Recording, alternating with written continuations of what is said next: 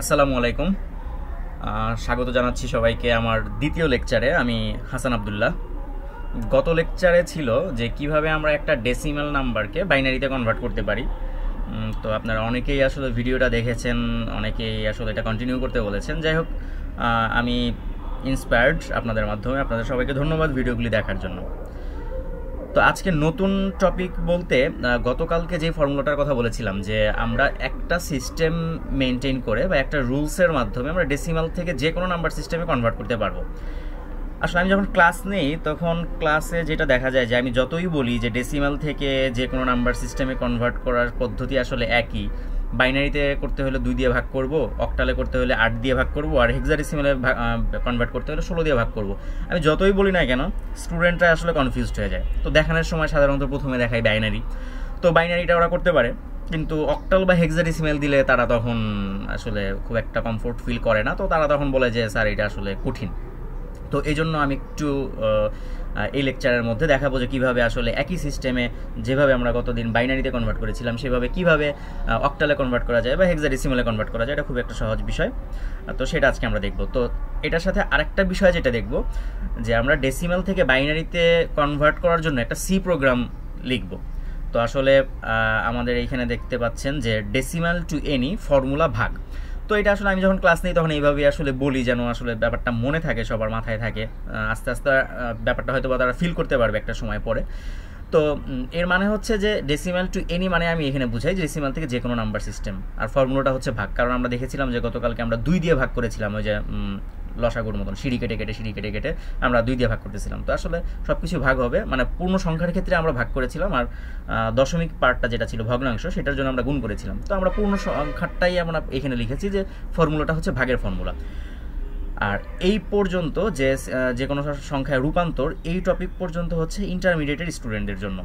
আর এরপরে যে আমি এক্সট্রা একটা লাইন যে ডেসিমাল টু বাইনারি বের করার সি প্রোগ্রাম, এটা হচ্ছে যারা সিএসসিতে নতুন ভর্তি হয়েছে ফার্স্ট সেমিস্টার, তো কেবল সি ল্যাঙ্গুয়েজ শুরু করেছে, তো তাদের হয়তো বা এটা কাজে লাগলেও লাগতে পারে। আসলে এইসব সোর্স কোড বা এইসব টিউটোরিয়াল অ্যাভেলেবেল, তারপরেও একটু দিয়ে রাখলাম আর কি, যে যদি কেউ এইখান থেকে শুধুমাত্র শিখতে চায় যেন সে এইখানে একদম পূর্ণাঙ্গভাবে সবগুলি টপিক কভার করতে পারে। তো আমরা চলে যাই যে কিভাবে আমরা কনভার্ট করতে পারবো। ও আচ্ছা, গতদিন আপনাদের একজন ভাই বোধহয় বলেছিলেন আমার গ্রুপে, প্রোগ্রামিং প্রবলেম ইন বেঙ্গলি এই গ্রুপে, যে হাতের লেখা সুন্দর করতে হবে। আসলে আমার প্র্যাকটিক্যাল লাইফে হাতের লেখা আসলে খুব একটা ভালো না। তো খুব একটা ভালো না হলেও মানে আর যতটা না মানে খারাপ, তার থেকে বেশি খারাপ আসলে এখানে হচ্ছে, মাউস দিয়ে ড্র্যাগ করে করে লিখতে হচ্ছে। আপনারা একটু ক্ষমা সুন্দর দৃষ্টিতে দেখবেন। যাই হোক, আশা করি মানে মোটামুটি বোঝা যায়। তো মোটামুটি বোঝা গেলেই হবে। আমরা তাহলে এখন একটা নাম্বার নেই, সেই নাম্বারটাকে অক্টালে কনভার্ট করি। তো আমরা ছোটোখাটো একটা নাম্বারই নেই। তো ছোটোখাটো নাম্বারটা হতে পারে যে 43, একটা পয়েন্ট দিলাম। তো পয়েন্ট দিয়ে 43 পয়েন্ট, সরি একটু বেশি হয়ে গেছে।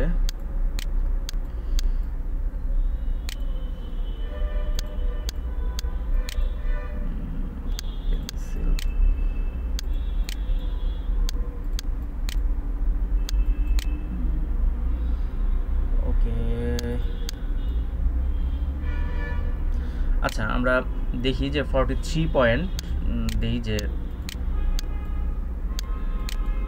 79, এটা একটা সংখ্যা। এটা হচ্ছে একটা ডেসিমাল সংখ্যা। ডেসিমাল সংখ্যা কিভাবে বোঝা যায়? নিচে 10 দেখে বোঝা যায়। আচ্ছা, নিচে যদি 10 না দিই, একটা প্রশ্ন যে 101 এটা কি সংখ্যা? এটা আমার সব ক্লাসে আমি স্টুডেন্টদেরকে নাম্বার সিস্টেম পড়ানোর সময় বলি যে এটা আসলে কি সংখ্যা। তো স্টুডেন্টরা এক বাক্যে সবাই স্বীকার করে না এটা একটা বাইনারি সংখ্যা। তো আসলে এটা কি আসলে বাইনারি সংখ্যা? এটাকে আমি বলতে পারি না যে এটা একটা অক্টাল সংখ্যা। কারণ অক্টাল সংখ্যার আমরা কি দেখেছি? অক্টাল সংখ্যার যে আমরা গত দিনের লেকচারে দেখেছিলাম যে কি কি ডিজিট থাকতে পারে, সেখানে আমরা দেখেছিলাম যে 0 থেকে 7 পর্যন্ত সবগুলো ডিজিট থাকতে পারে। তো এইখানে তো 0, 1 এগুলো তো আমার অক্টাল সংখ্যা। ডেসিমালের মধ্যেও কিন্তু 0 থেকে 9 পর্যন্ত সবগুলো ডিজিট আছে। তার মানে এটাকে আমরা ডেসিমালও বলতে পারি, হেক্সাডেসিমালও বলতে পারি। তার মানে আমরা কিন্তু আসলে কনফিউজড যে এটা আসলে কি সংখ্যা, এটা কি আদৌ ডেসিমাল, হেক্সাডেসিমাল, অক্টাল নাকি বাইনারি।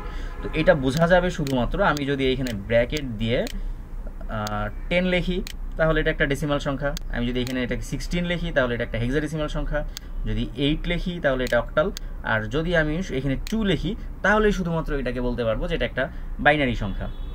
তো আর বলেছিলাম যে প্র্যাকটিক্যাল লাইফে আমরা যেসব অঙ্ক টঙ্ক করি বা 9-10-এ বা তার পরবর্তীতে যেসব পাটিগণিত টাটিগণিত ছিল বা বীজগণিত ছিল, এইসব ক্ষেত্রে কিন্তু আমরা এরকম বেস দেওয়া দেখতাম না।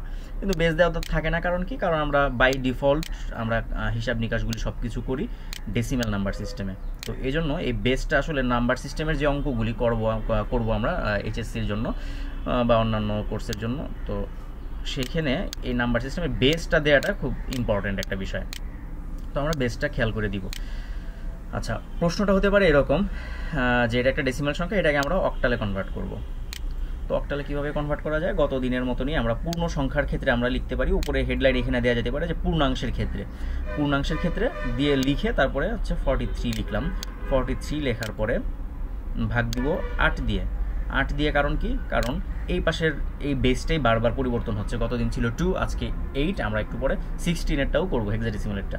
ওকে, তাহলে আমরা 8 দিয়ে ভাগ দিই। তো 8 দিয়ে যদি আমরা 43-কে ভাগ দিই তো ভাগফল কত হয়? আর 3 8 24, 4 8 32, 5 8 40। তো তার মানে 5 বার যায়, তাহলে এখানে ভাগফল হবে 5।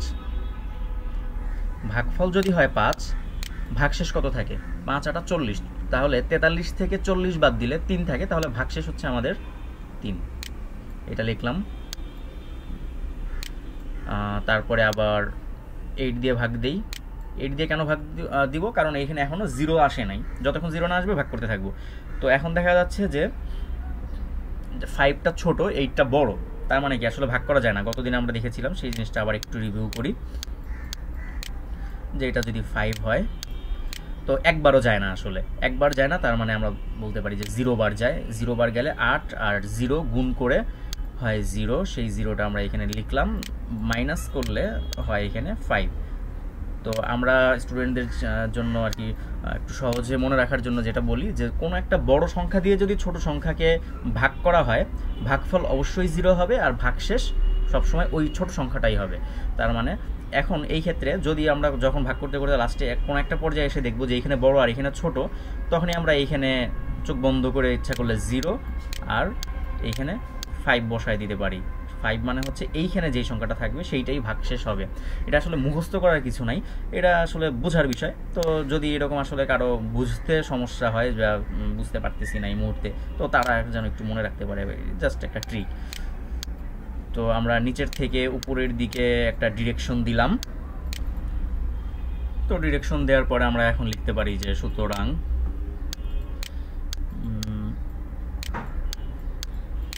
সুতরাং 43 এটা একটা ডেসিমাল সংখ্যা ইকুয়াল, নিচের থেকে উপরের দিকে লিখব 5 3। তো এখানে বেস কি হবে? অক্টাল, কারণ আমরা 8 দিয়ে ভাগ করেছি আর এখানে বের করতে বলছে অক্টালে 8 ছিল, তাই আমরা এখানে লিখে দিলাম 8। ওকে, তাহলে পূর্ণ সংখ্যার ক্ষেত্রে আমাদের বের করা শেষ। এখন আমরা বের করব ফ্লোটিং পয়েন্ট পার্টটার জন্য, ভগ্নাংশের জন্য।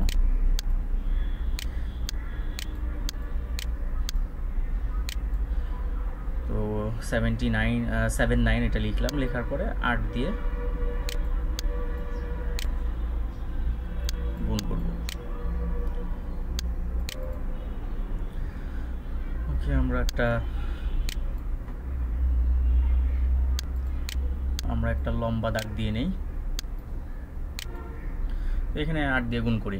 8 নং 72, 72-এর 2 হাতে আছে 7, 7 8 56, 56 আর সাথে 64 বা 64। তো 64-এর মধ্যে আমার 4টা এখানে থাকবে, এখানে দশমিক, আর 6টা চলে যাবে এই পাশে। তো আমরা আবার 8 দিয়ে গুণ করব। তো এবার গুণ করতে হবে পয়েন্টের পরের থেকে এইটুকু। 8 দুগুণে 16, 6 হাতে আছে 1, 4 8 32, 32 আর 1 33, 33-এর 3 আর 3টা এই পাশে। আবার 8 দিয়ে গুণ করব।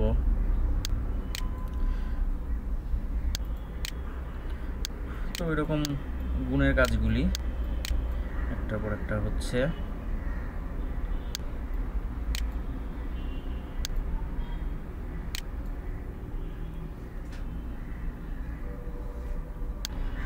তো একইভাবে এগুলি করলাম, এগুলি আর ডিটেলস বলছি না।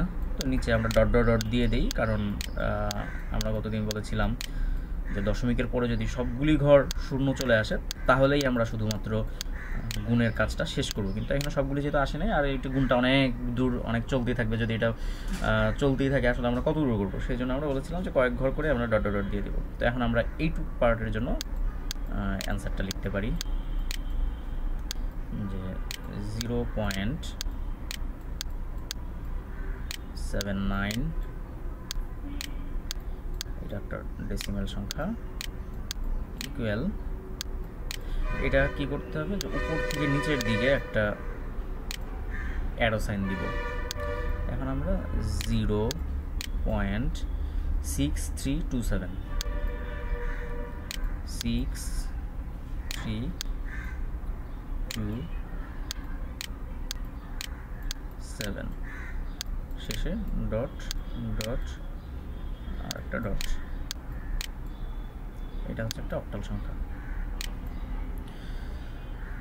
তো আমরা যদি ফাইনাল রেজাল্টটা লিখতে চাই তাহলে আমরা লিখব, তো এটাই আর কি আনসার। লাস্টে আমার 8টা লিখতেই হবে যেহেতু এটা অক্টাল সংখ্যা, তো এইটাই আমার রেজাল্ট। তো আশা করি সবাই বুঝতে পেরেছেন যে কিভাবে একটা ডেসিমাল সংখ্যা থেকে অক্টাল সংখ্যা করা যায়। এখন আমরা দেখব যে কিভাবে একটা ডেসিমাল সংখ্যা থেকে হেক্সাডেসিমাল সংখ্যা কনভার্ট করা যায়। তো একটা প্রশ্ন লিখে ফেলি।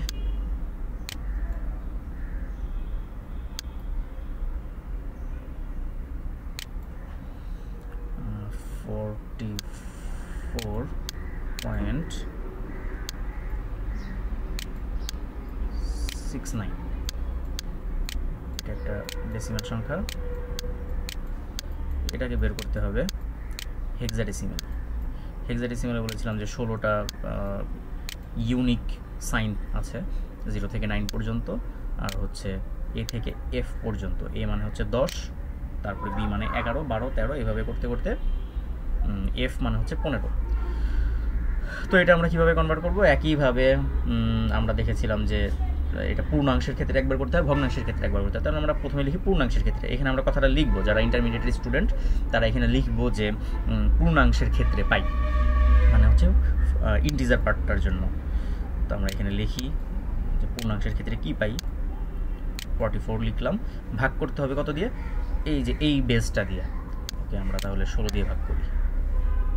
তো 44-এর মধ্যে 16 কয়বার যায়? 16কে 16, 16 দুগুণে 32, তো 2 বারই যায় আসলে। তো আমরা এখানে লিখি যে 16 2 বার যায়। আর ওকে, এখানে 2 বার যায়। আর তাহলে বাকি রইল কত? 32, যেহেতু 16 দুগুণে 32, তাহলে 44 থেকে 32টা বাদ দিতে হবে। 32 বাদ দিলে আমরা পাই এখানে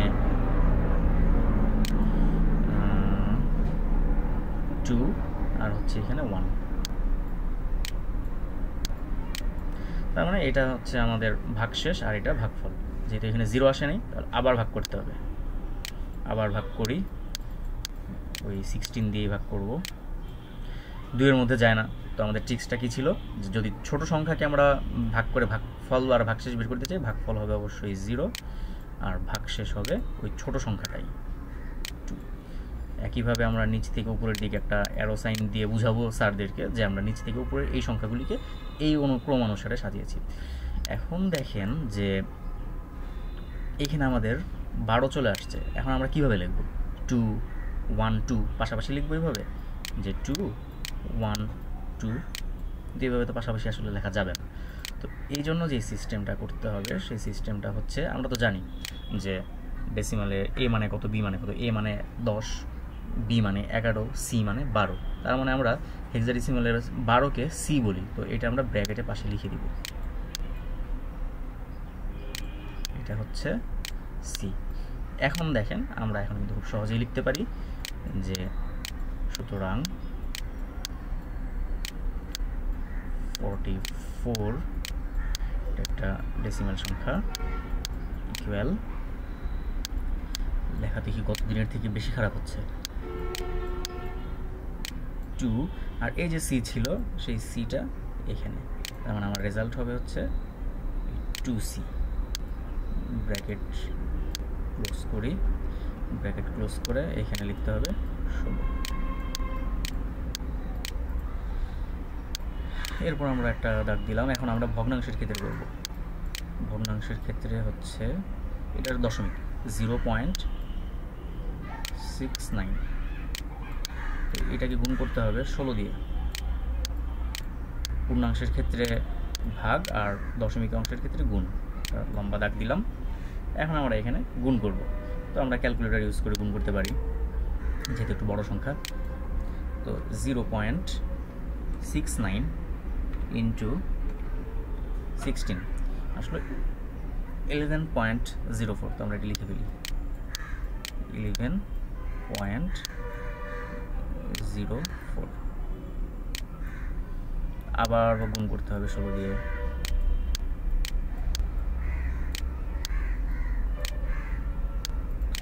দেখি 0.04, দশমিকের পরের অংশটুকু গুণ করতেছি, সরি হয়ে গেছে 0.04 ইন্টু 16, 0.64।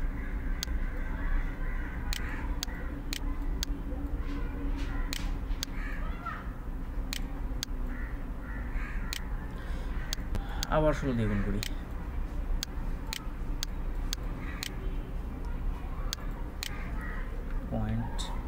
0.64 ইন্টু 16, 10.24।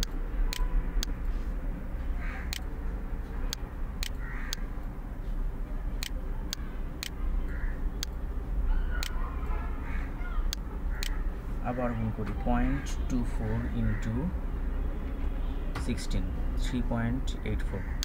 একটু লিখে দিই, আনসারটা কত ছিল? 3.84, 3.84। আর করলাম না, এখানে আমরা একটু ডট ডট ডট দিয়ে দিই যে আমরা আর করতে যাচ্ছি না। তো আসলে যত বেশি ঘর পর্যন্ত করবো তো আমাদের রেজাল্টটা তত বেশি অ্যাকুরেট হবে। আর অ্যারো সাইনটা আসলে সোজা করে দিবেন, আমার এখানে বাঁকা হয়ে গেছে। তো এটাকে আমরা লিখতে পারি অ্যান্সার যে সুতরাং, আচ্ছা তার আগে আবার একই কাজটা করি। এখানে যেরকম 12-এর পরে সি দিয়েছিলাম, তো এইখানে 11-এর পরে বি দিলাম। 0 মানে কিছু না, যে ডাবল ডিজিটগুলি আছে মানে 10 বা 10-এর উপরে, সেগুলির পাশে আমরা সেই ক্যারেক্টারগুলি দিয়ে দিব। কোন সাইনটা হেক্সাডেসিমাল ইউজ হয়, 10-এর জন্য ইউজ হয় এ, তো আমরা ক্যাপিটাল এ দিলাম।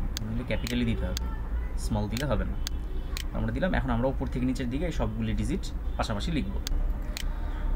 তো এই অংশটা আমি লিখে ফেললাম, এই পুরোটা পরপর আমরা এখানে লিখলাম।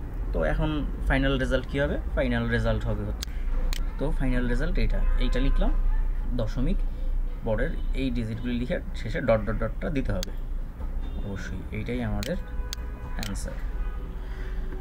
তো আমরা শিখে ফেললাম যে কিভাবে একটা ডেসিমাল নাম্বার থেকে বাইনারিতে কনভার্ট করা যায়, অক্টালে কনভার্ট করা যায়, হেক্সাডেসিমালে কনভার্ট করা যায়। তো আশা করি কারো আর এরপরের থেকে এই কনভার্সন, অন্তত ডেসিমাল থেকে এই কনভার্সনগুলি সমস্যা হবে না।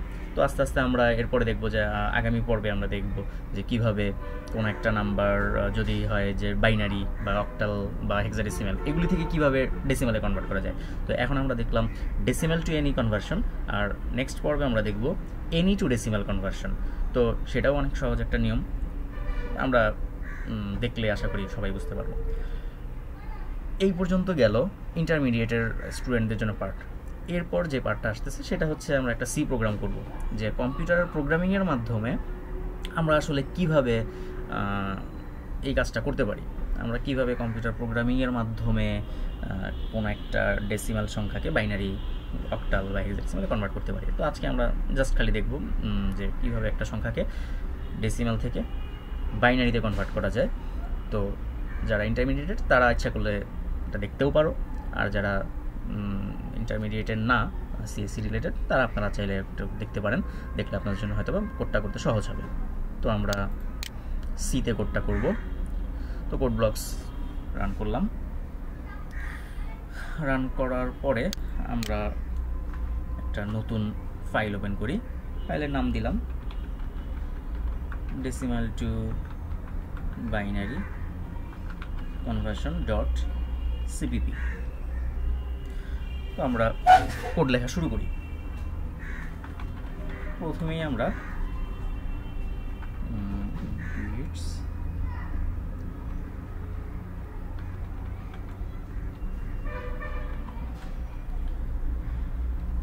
এটা একটা হেডার ফাইল।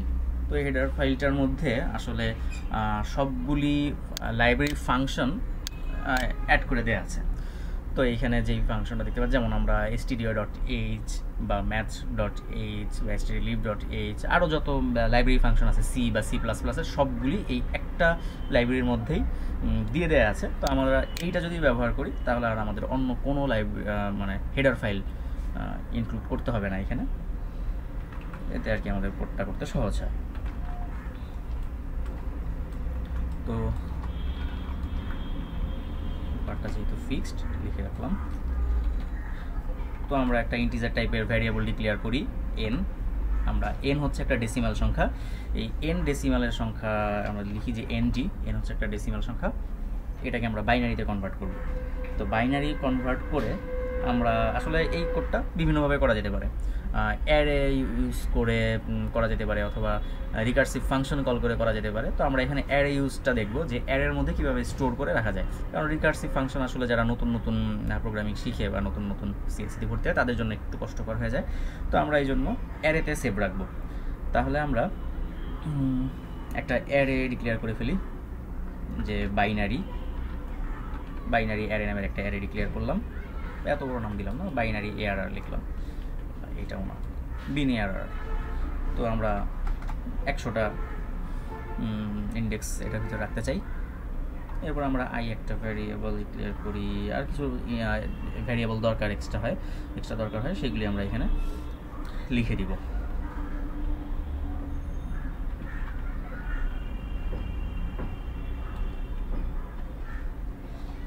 এখন আমরা ইনপুট নেই।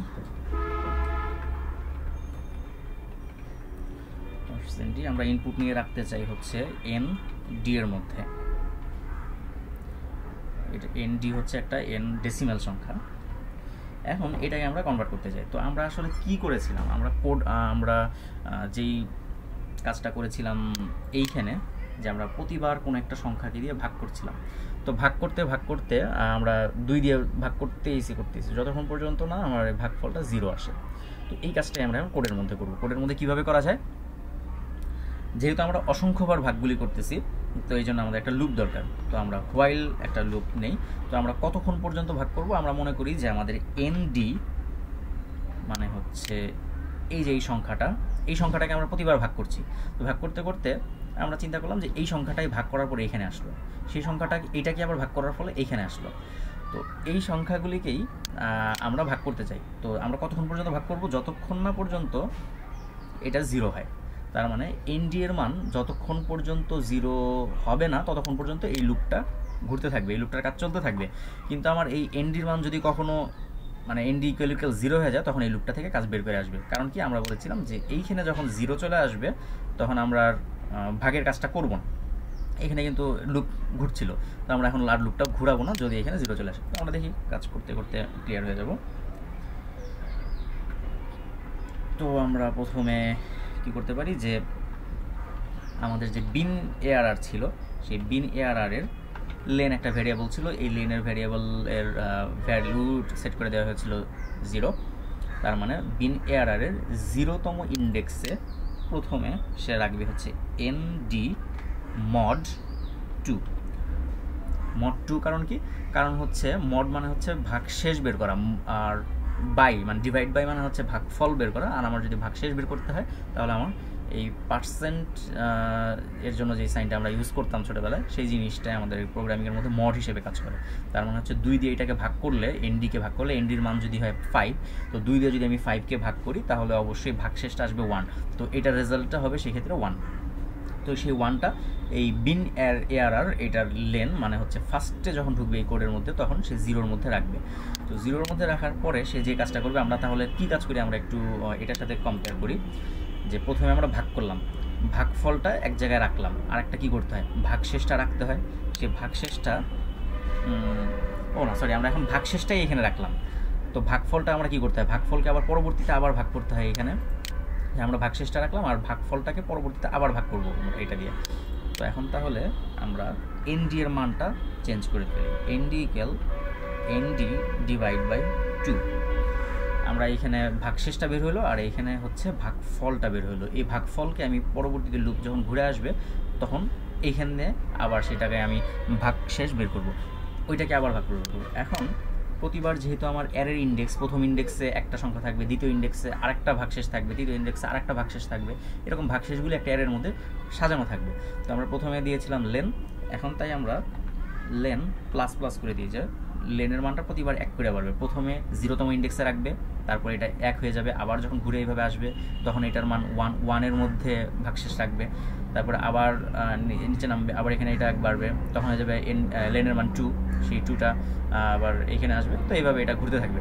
তো কতক্ষণ পর্যন্ত ঘুরবে, যতক্ষণ পর্যন্ত এনডি এর মান, এই যে এনডিকে আমরা কিন্তু প্রতিবার চেঞ্জ করে দিচ্ছি, এনডি এর মানটা হচ্ছে এনডি ডিভাইড বাই 2। তো এনডির মধ্যে এই মানটা রিপ্লেস হচ্ছে। তো এক সময় দেখা যাবে যে এনডির মধ্যে 0 চলে আসছে, তখন আমাদের এই লুপটা থেকে বের হয়ে আসবে।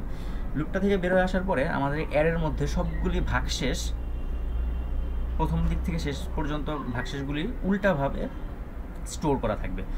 তার মানে হচ্ছে আমার প্রথম ইন্ডেক্সে থাকবে এই জায়গার ভ্যালুটা, দ্বিতীয় ইন্ডেক্সে থাকবে এই জায়গার ভ্যালুটা, তৃতীয় ইন্ডেক্সে থাকবে তার নিচের ভ্যালুটা, এরকম করে নিচের দিকে চলতে থাকবে। তাহলে আমাদের কী করতে হবে, আমরা অ্যারোটা দিয়েছিলাম যে নিচ থেকে উপরের দিকে, তার মানে অ্যারের নিচ থেকে বা অ্যারের শেষ থেকে প্রথমের দিকে আমাদের যদি প্রিন্ট করে দিই তাহলে আমাদের কনভার্সনের কাজটা শেষ হয়ে যাবে। তো আমরা এখন সেই কাজটাই করি, যে অ্যারের মধ্যে আমার এখন ভ্যালুগুলি স্টোর হয়ে গেছে, এখন আমরা অ্যারেটাকে প্রিন্ট করব। তো একটা ফর লুপ দিয়ে প্রিন্ট করি। তো for loop I equal to, আমরা দেখেছি যে লেন প্লাস প্লাস করে সে ঘুরতেছিল। তো ঘোরার এক পর্যায়ে যখন এইখানে লেনের মান একবার প্লাস প্লাস করলো, তো প্লাস প্লাস করার পরে দেখা গেল এইখানে ঘুরে এসে যে এইটা 0 হয়ে গেছে, তখন আর সে ভিতরে ঢুকলো না, কিন্তু লেনের মান কিন্তু 1 মানে বাড়তি রইলো। তো এই জন্য আমরা কী করবো, লেন -1, তার মানে লেন -1 ইন্ডেক্স পর্যন্তই কিন্তু আমার অ্যারেতে ভ্যালুগুলি আছে। তো এটা আমি এটা থেকে আমি শুরু করব। তো আমরা কতক্ষণ লুপটা ঘুরবে, যতক্ষণ পর্যন্ত আই এর মান 0 থেকে বড় অথবা 0 সমান হয়। অ্যারের 0তম ইন্ডেক্স থেকে যেহেতু আমাদের ভ্যালুগুলি রাখা শুরু হয়েছে, যে ফার্স্টে যখন আমরা লেন ঠিক করে দিয়েছিলাম 0, তো এই জন্য যে আই এর মানটা আমরা 0 পর্যন্ত অ্যাকসেপ্ট করব। 0 থেকে যখন ছোট হয়ে যাবে তখন আর আমরা লুপটা ঘুরাবো না। তো প্রতিবার আই এর মান 1-1 করে কমবে, এই জন্য আমরা মাইনাস মাইনাস দিলাম।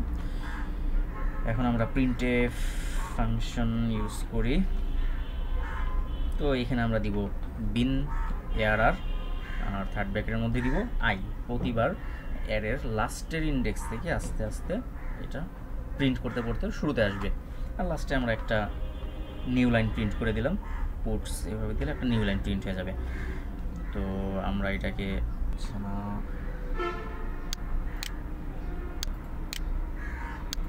আমরা এটাকে রান করি। কোডটাকে আমরা রান করি। কোডটাকে রান করলে পাওয়া গেল 5 দিলাম ইনপুট। 5-এর ইনপুটের তো 5-এর বাইনারি আপনারা যদি খাতা কলমে হিসাব করে থাকেন তাহলে দেখবেন যে এটাই আসলে 5-এর বাইনারি। তো আমরা আরেকটা সংখ্যা দিয়ে চেক করি। গতদিন আমরা যেই সংখ্যাটার বাইনারি বের করেছিলাম 49, তো এইটার বাইনারি কিন্তু এইটাই বের হয়েছিল। তো নিচ থেকে উপরের দিকে আমরা অ্যারো সাইন দিয়েছিলাম, গত লেকচারটা একটু দেখলে মনে পড়বে আবার।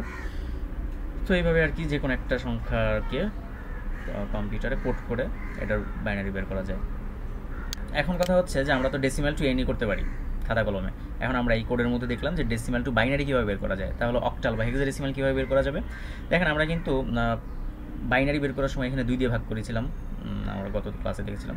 আর আজকে দেখলাম যে অক্টাল কনভার্ট করতে হলে তখন 8 দিয়ে ভাগ করতে হয়, আর 16টা হচ্ছে হেক্সাডেসিমালের জন্য 16 দিয়ে ভাগ করতে হয়। তো আমরা কোডের মধ্যে যদি এখানে 2-এর জায়গায় 8 দিই, এখানে যদি 2-এর জায়গায় 8 দিই, তাহলে সেটা অক্টালে কনভার্ট হয়ে যাবে, এর মধ্যে থাকবে। সিম্পলি আর বাকি সব যেভাবে আছে সেভাবে আপনি রান করলে কোডটা কাজ করবে। আর যদি আপনি হেক্সাডেসিমালে কনভার্ট করতে চান তাহলে এখানে 16 দিয়ে এখানে 16 দিয়ে মড করবেন আর এখানে 16 দিয়ে ভাগ করবেন। তো সেই ভাগশেষগুলি এই বিন অ্যারের মধ্যে স্টোর হয়ে থাকবে। তবে একটু সতর্কতার জন্য বলি যে আমরা যেহেতু এইখানে একটা বাইনারি বিন অ্যারেটা হচ্ছে একটা ইন্টিজার টাইপের অ্যারে, তো ইন্টিজার টাইপের সংখ্যাই কিন্তু সে এখানে রাখতে পারবে। তো আপনারা যখন এখানে ভাগশেষগুলি রাখবেন তো এখানে ইন্টিজার ভাগশেষ থাকবে, যে 9 পর্যন্ত কোনো সমস্যা নেই, কিন্তু 10, 11, 12 এগুলির জন্য কিন্তু আপনারা যদি এখানে প্রিন্ট করে দেন 10, 11, 12 তাহলে কিন্তু সমস্যা। তো আপনাকে 10 যদি এখানে কখনো ভাগশেষের মধ্যে পায় 10-এর জন্য আপনাকে প্রিন্ট করতে হবে এ, তারপরে এখানে যদি কখনো পায় যে 12, 13, 14 বা 15, যদি 15 ভাগশেষ পায় তাহলে আপনি কিন্তু 15 বা 15 কিন্তু আপনি প্রিন্ট করতে পারবেন না। তো 15-এর বদলে আপনাকে প্রিন্ট করতে হবে কি, 15-এর বদলে প্রিন্ট করতে হবে এফ। তো আপনারা এটা চাইলে অ্যাসাইনমেন্ট আকারে নিতে পারেন যারা ফার্স্ট সেমিস্টার অথবা সেকেন্ড সেমিস্টারে আছেন, বা যারা কখনো এই হেক্সাডেসিমালটা নিয়ে কাজ করেন নাই বা এই বাইনারি কোড আজকে প্রথম দেখলেন, তো তাদের এটা একটা অ্যাসাইনমেন্ট থাকতে পারে যে আপনারা বাসায় নিজেরা করবেন যে কিভাবে একটা সংখ্যাকে হেক্সাডেসিমালে কনভার্ট করা যায় কোডের মাধ্যমে। তো এই রইল মোটামুটি আজকের আমাদের লেকচার। তো আজকের লেকচার আমরা আপাতত এখানেই শেষ করব। লেকচার সম্পর্কে আপনার ভালো লাগা, মন্দ লাগা বা যে কোনো পরামর্শ, আলোচনা, সমালোচনা যে কোনো কিছু আপনারা ইউটিউবের এই ভিডিওর নিচে কমেন্ট করতে পারেন, অথবা আমাকে মেইল করে বা ইনবক্সে জানাতে পারেন। তো নেক্সট ভিডিওতে আবার দেখা হবে। নেক্সট ভিডিওতে আমরা আলোচনা করব কীভাবে যে কোনো একটা সংখ্যা পদ্ধতি থেকে ডেসিমালে কনভার্ট করা যায়। সবাইকে ধন্যবাদ।